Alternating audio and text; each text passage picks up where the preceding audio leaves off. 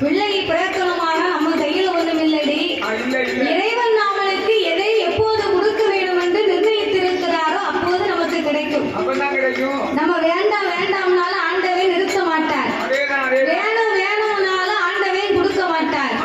கொடுக்கக்கூடிய கடவுளே நம்ம கிட்ட சொல்லாம கொல்லாம பூரையை பிச்சுக்கிட்டு கொடுப்பாரு. ஆமா சரி. அதனால இந்த ஆண்டவை அனுக்கிரக நமக்கு எப்போது இருக்கோ அப்போது பிள்ளை கிடைக்கும்.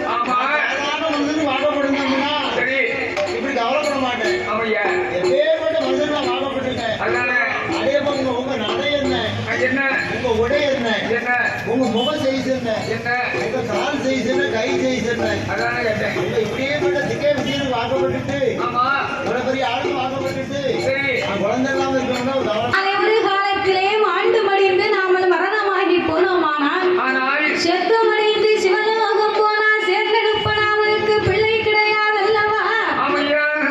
அப்படி மாண்டு மடிந்து மரணமாகி போனா மலையாள கதையிலே பெரிய போராட்டம் எல்லாம் வரும்.